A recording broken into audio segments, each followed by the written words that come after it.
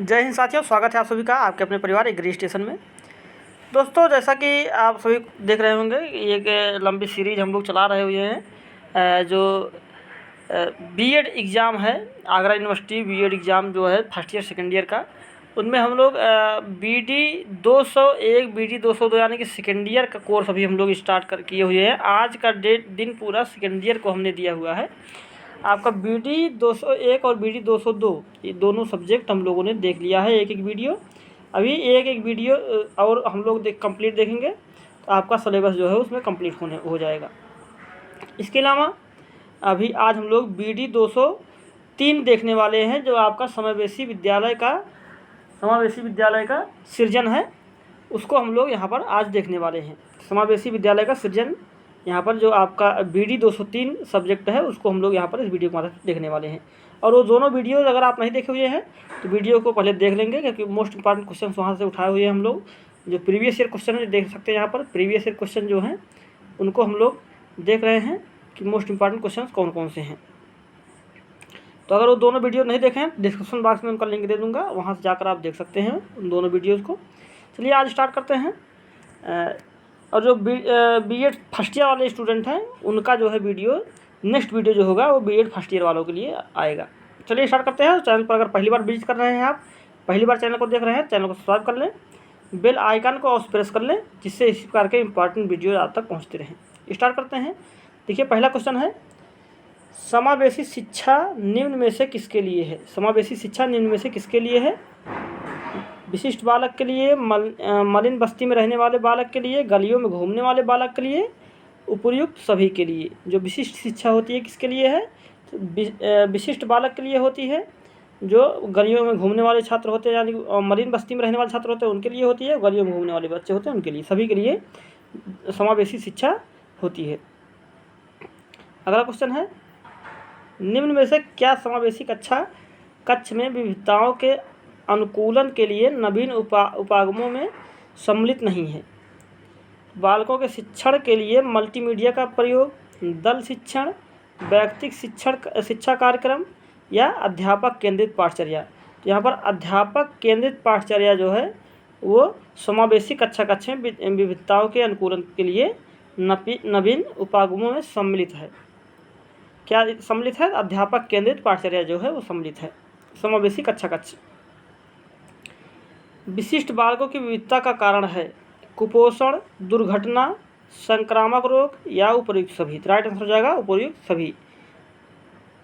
अगला है, देखिए, विशिष्ट बालक किसे कहते हैं? विशिष्ट बालक वो सभी बालक आते हैं जो सामान्य बालकों से अलग होते हैं। सामान्य बालक से जो भी छात्र अलग होगा, जो भी बालक अलग होगा, उसको हम लोग विशिष्ट बालक बोलेंगे। चाहे वो आपका प्रतिभाशाली बालक हो गया, या कोई दुर्घटनाग्रस्त बालक हो गया, या कोई विकलांग बालक हो गया, वो सभी किस में आएंगे? विशिष्ट बालकों में आएंगे। ओनली सामान्य बालक जो है वो विशिष्ट बालकों में नहीं आएंगे। अगला है, विशिष्ट बालकों की विविधता का कारण है। अच्छा, इसको हम लोगों ने देख लिया, ऑल ऑफ दीज होगा। शिक्षा की मुख्य धारा का प्रत्यय किसने दिया? तो राइट आंसर हो जाएगा ड्यूबी ने। किसने दिया है? शिक्षा की मुख्य धारा का प्रत्यय किसने दिया है? तो जॉन ड्यूबी ने दिया है। द स्कूल एंड सोसाइटी के लेखक कौन है? तो इसके भी लेखक जॉन ड्यूबी हैं। अगला है, सेन निम्न में से किसके लिए प्रयोग किया जाता है? सेन जो है वो स्पेशल एजुकेशनल नीड्स के लिए SEN का प्रयोग किया जाता है। यानी कि सेन जो है SEN किस का फुल फॉर्म क्या है? तो स्पेशल एजुकेशनल नीड्स है। कक्षा में छात्रों को प्रश्न पूछने के लिए क्या करना चाहिए? प्रेरित करना चाहिए, हतोत्साहित करना चाहिए, अनुमति नहीं देना चाहिए, रोक देना चाहिए। प्रेरित करना चाहिए। अगला है, निम्न में से कौन सा संज्ञानात्मक क्षेत्र से संबंधित है? अनुप्रयोग, अनुमूल्यन, ज्ञान या बोध। राइट आंसर हो जाएगा अनुमूल्यन जो है वो संज्ञानात्मक पक्ष से संबंधित है। यदि शिक्षक कक्षा में एक छात्र को समस्यात्मक बालक के रूप में पाता है तो उसे बच्चे को नज़रअंदाज करना चाहिए? नहीं। बच्चे को दंड देना चाहिए? नहीं। बच्चे को परामर्श देना चाहिए? यस। बच्चे को घर वापस भेजना चाहिए? नहीं। राइट आंसर हो जाएगा ऑप्शन नंबर सी। अगला क्वेश्चन है, NCTE का मुख्यालय कहाँ है? तो नई दिल्ली में NCTE का मुख्यालय है। इस टाइम खूब चर्चा में भी है। NCTE जो है वो जो BED वर्सेस BTC का केस हुआ भी, उसको लेकर काफ़ी चर्चा में भी है। तो इसका मुख्यालय आप याद रखेंगे। इसका मुख्यालय कहाँ है? तो नई दिल्ली में है। बच्चे की वृद्धि मुख्यतः संबंधित है, किससे संबंधित है? सामाजिक विकास से, शारीरिक विकास से, नैतिक विकास से, भावात्मक विकास से। बच्चे की वृद्धि जो है वो शारीरिक विकास से संबंधित है। कि वृद्धि और विकास में आप सभी अंतर जानते होंगे। तो यहाँ पर शारीरिक विकास का मतलब हो गया आपका वृद्धि। वृद्धि जो है वो शारीरिक विकास हो गया। अगर विकास की बात करेंगे तो विकास में सभी आ जाएंगे आपके, लेकिन अगर वृद्धि की बात करते हैं तो शारीरिक विकास जो होता है उसे वृद्धि में लेते हैं हम लोग। शिक्षण प्रबंधन के सोपान कितने हैं? शिक्षण प्रबंधन के सोपान जो है वो 6 हैं। अगला क्वेश्चन है, निम्न में से क्या समावेशी कक्षा कक्ष में विविधताओं के अनुकूलन के लिए नवीन उपागमों में सम्मिलित नहीं है? नवीन उपागमों में सम्मिलित क्या नहीं है? तो अध्यापक केंद्रित पाठचर्या सम्मिलित नहीं है, इसको हम लोग पहले देख चुके। शिक्षण में बहु माध्यम का प्रयोग, दल शिक्षण, वैयक्तिक शिक्षा कार्यक्रम, ये सभी शामिल हैं। बुद्धि के प्रकार हैं। बुद्धि के कितने प्रकार हैं? तो 8 प्रकार हैं। बुद्धि के कितने प्रकार हैं? 8 प्रकार हैं। अस्थिबाधितों का स्तर किस प्रकार का हो सकता है? तो मंद हो सकता है, बिल्कुल हो सकता है। तीव्र हो सकता है, यस। प्रचंड हो सकता है, बिल्कुल। ऑल ऑफ दिस इसका राइट आंसर हो जाएगा। अगला क्वेश्चन है, वाणी दोष बालकों की संख्या कितने प्रतिशत होती है? वाणी दोष बालकों की संख्या जो होती है वो 58% होती है। अगला है, शारीरिक रूप से अक्षम बालक की निम्न में से कौन सी एक विशेषता नहीं है? शारीरिक रूप से अक्षम बालक जो होते हैं कौन सी विशेषता नहीं उनकी? तो अच्छा सामाजिक समायोजन, आत्मविश्वास की कमी, हीन भावना, संवेगात्मक असंतुलन। तो राइट आंसर हो जाएगा ऑप्शन नंबर ए, अच्छा सामाजिक समायोजन जो है वो शारीरिक रूप से अक्षम बालक की विशेषता नहीं है। जो शारीरिक रूप से अक्षम बालक होते हैं, सक्षम नहीं अक्षम बालक जो होते हैं वो अपना समायोजन जो है वो नहीं बना पाते हैं। तो अगर पूछा जाए कि शारीरिक रूप से अक्षम बालक की विशेषता नहीं है तो राइट आंसर ये हो जाएगा। अगर पूछा जाए कि शारीरिक रूप से अक्षम बालक की विशेषता है तो आत्मविश्वास की कमी होती है उनके अंदर, हीन भावना होती है, संवेगात्मक असंतुलन होता है उनके। झूठ बोलने वाले बालक कैसे बालक होते हैं? समस्यात्मक बालक होते हैं। झूठ बोलने वाले बालक कैसे होते हैं? समस्यात्मक बालक होते हैं। श्रवण दोष से ग्रसित बच्चों में दोष हो सकता है।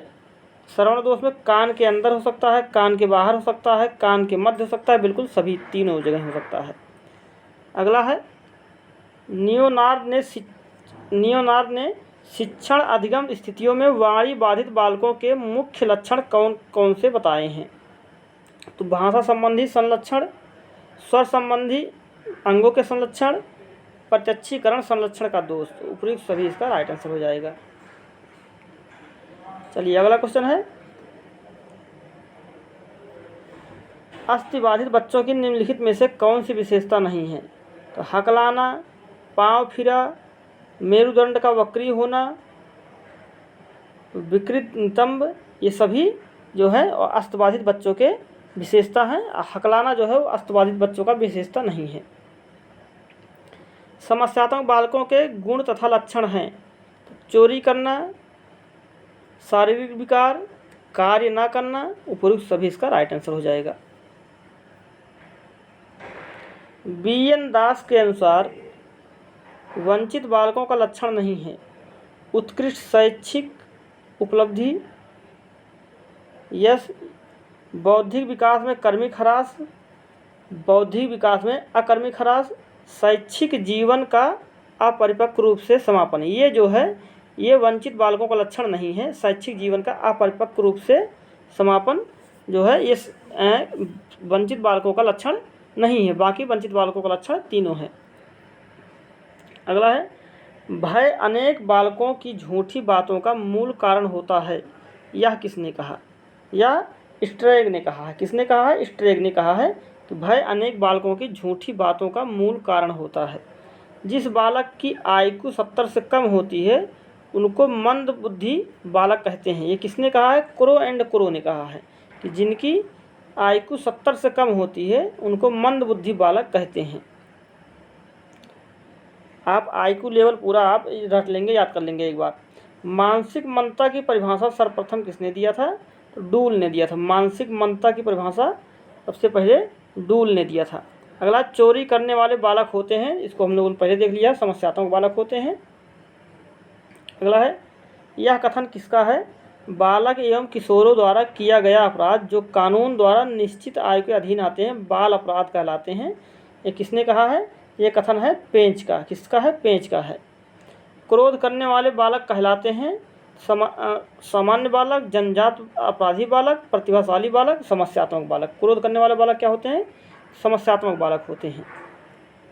बहुबाधिता का मुख्य रूप होता है अस्थायी बाधित, आंशिक बाधित, अस्थायी बाधित, उपयुक्त सभी। बहुबाधिता का मुख्य रूप क्या होता है? सभी होते हैं। अस्थायी के कारण है जन्मजात हो सकता है, दुर्घटना से हो सकता है, बीमारी से हो सकता है, उपयुक्त सभी इसका राइट आंसर हो जाएगा।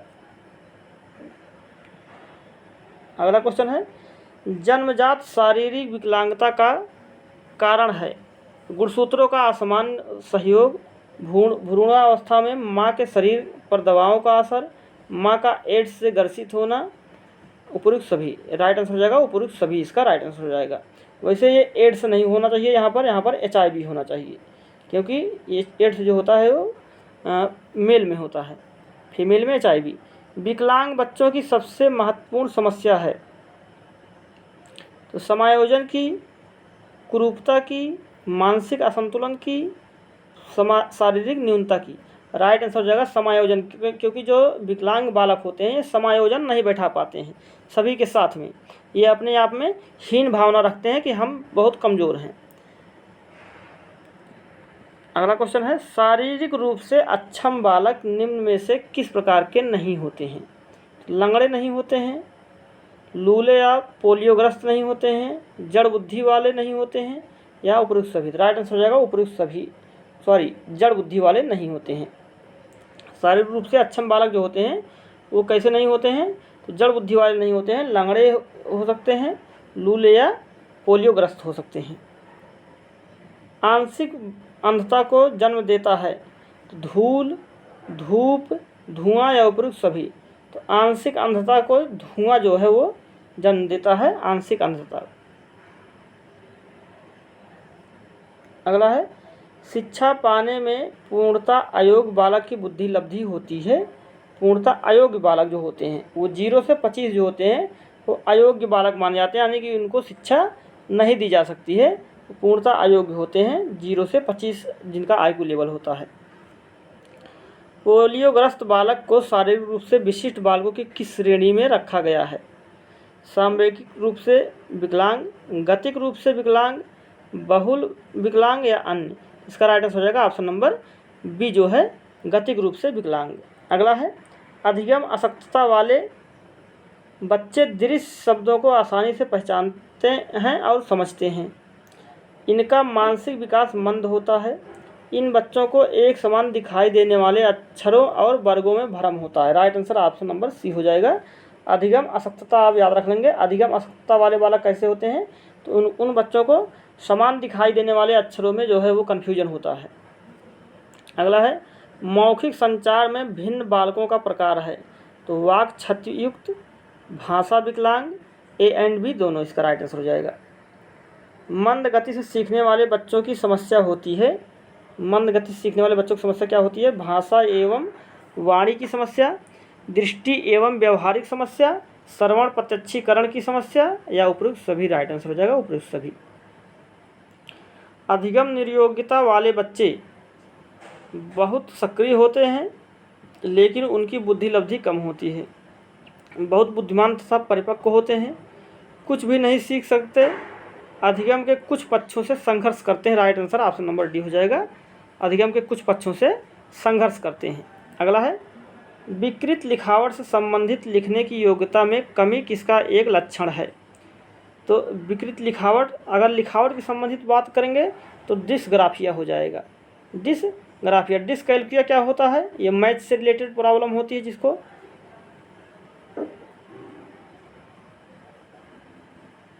निम्नलिखित में से कौन सा व्यवहार बच्चों की अधिगम निर्योग्यता की पहचान करता है?